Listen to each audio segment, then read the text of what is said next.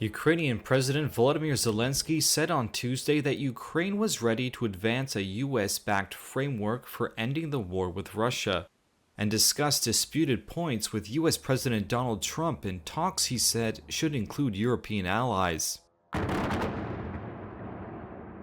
Underlining the high stakes for Ukraine, its capital Kyiv was hit by a barrage of missiles and hundreds of drones overnight, in a Russian strike that killed several people and again disrupted power and heating systems.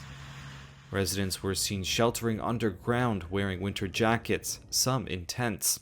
US and Ukrainian officials have been trying to narrow the gaps between them over the plan to end the conflict, with Ukraine wary of being strong-armed into accepting a deal largely on Russia's terms, including territorial concessions.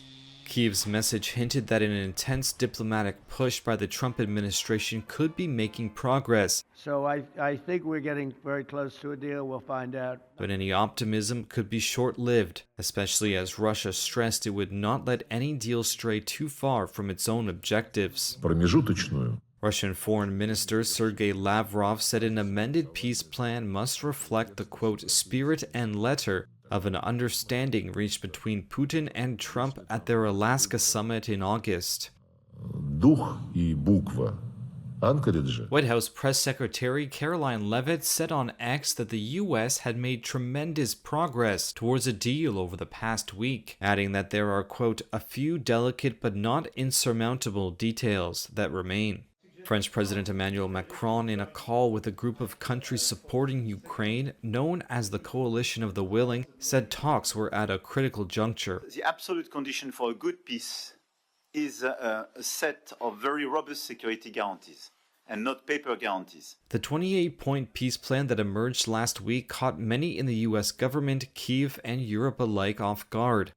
The plan would require Ukraine to cede territory beyond the almost 20% of the country that Russia has captured since its February 2022 full-scale invasion, as well as accept curbs on its military and bar it from ever joining NATO, conditions Kyiv has long rejected as tantamount to surrender.